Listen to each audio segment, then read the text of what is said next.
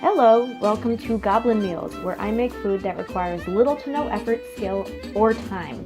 It's noon on a Saturday and I've got nowhere important to be, so I'm making some tortilla soup. First things first, thaw your chicken. Next, grab some canned tomatoes, some chicken stock, squash, zucchini, and cilantro. Oh, and if you're a zesty goblin like me, grab your Godzilla-sized bottle of hot sauce.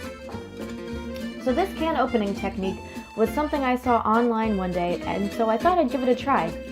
Don't do it this way unless you're trying to turn your countertops into even more of a disaster zone than they already are.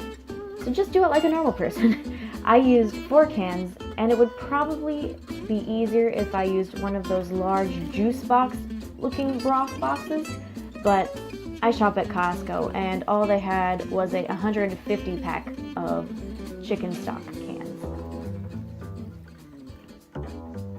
So once you get all 4 cans into your pot, just pop that bad boy on the stove and start heating it up. You can put it on medium heat or high heat. It really doesn't matter. This recipe is really hard to fuck up. So now, dump your canned tomatoes into the pot like they're Hulk Hogan doing a body slam belly flop into a public pool. Make an absolute mess. But learn from your mistakes and gently dump the other 2 cans. The tomatoes I'm using have green chilies in them, and the brand doesn't matter, just grab whatever's on sale. So now chop up your cilantro. You can cut off the very ends, but don't bother wasting your time on picking off the leaves. I don't know what asshole came up with the idea that you have to carefully pick the leaves off cilantro in order to eat it, but that's complete bullshit. Just chop it all up. Chopping cilantro is annoying as hell, so eventually just devolve into whacking it with your knife like you're beheading, your favorite pet chicken with just extreme emotion. Once you get cilantro to the size you want, or you just get tired of chopping it, for no reason, put it in this pile like I did, and dump it in your soup. Eventually, all the flavors will blend together, so if your pieces are too big, it really doesn't matter. Again, this recipe is so hard to fuck up. So now, cut up your squash and your zucchini. Take the ends off, and just chuck them on the floor. It doesn't even matter. Does anything matter? Anyways, cut it into 4 pieces long ways, and then cut it into bite-sized chunks.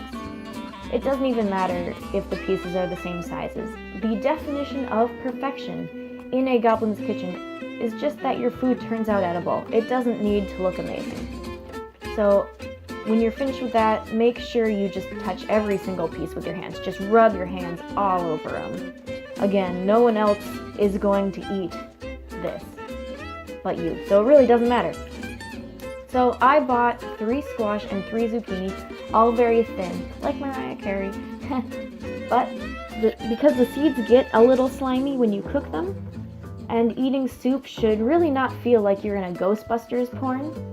So once you get everything chopped up, with difficulty as you can see, put them all in the pot and let them simmer.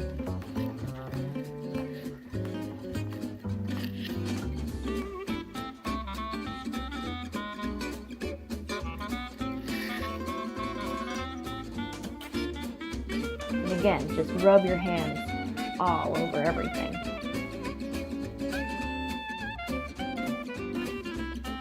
So throw in a good amount of salt and pepper. I like freshly harvested salt from the Himalayas and pepper imported from southern Italy in the summer.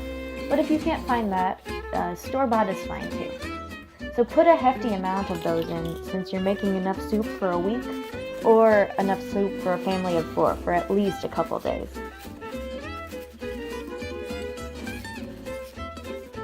Now also put in a few drops of hot sauce very carefully. Psych! Put in a ton of hot sauce, really just blaze that up. Unless you don't like hot sauce or spicy food. So mix everything up, be sure to hit the bottom of the pan, and bring up those zesty tomatoes to make everything look colorful and Instagrammable. So you don't want people to look at your food and just be like, ooh, what's all this yellow and green? You gotta get that red in there too. So turn your heat up to high to get everything bubbling so that when you put the chicken in, it cooks pretty quickly. So because I'm not good at planning, this chicken is still half frozen, but I guess you could say I'm gonna let it go. Sorry. God, I'm so sorry. If you have a Costco membership, Costco please sponsor me, you can get a big bag of chicken breasts where they're all individually plastic wrapped, which is awful for the environment, but will save your ass when your mom is 20 minutes away from home and asks you if the chicken is thawed yet, since you can put them directly into a bowl of warm water. So once you get this all chopped up, which has taken me a hot minute because my knives are not $500 knives because I'm poor, you can carry it over to the stove and dump it in the soup to get it all cooked up. If you are vegan, don't put chicken in and use vegetable broth. And I don't know if it'll be good, but it will be soup. And it will be a similar version of this soup. I'm sure if you make it spicy enough, it won't matter if it has chicken or not.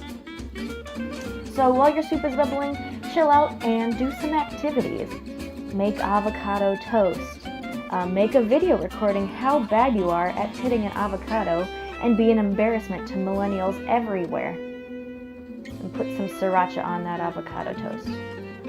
Play with your hamster, who is completely uninterested in you, but who is your only source of companionship in this goblin den of an apartment. Look at him, he's so cute. His name is Rodeo Jenkins. Alright, back to the soup. So now that the chicken is cooked through and all the flavors have come to meld together, I like to can my soup. So I have meal-sized portions I can toss in the microwave and eat when I don't feel like actually cooking, which is most days. You can also just dump all of it into a huge Tupperware so you don't have to can it. For the last little bit, if you are canning it, take care to dump half of it onto your counter. And then get all the chunks in there too, and wipe the mess you made up with your freshly cleaned dish towel. So this last jar is perfect for just straight up drinking like a hot beverage. All in all, that only took about 15 minutes of active cooking time, which is pretty much the length of my attention span when it comes to cooking. Anyways, Rachel Ray wishes she were me. Thanks, bye.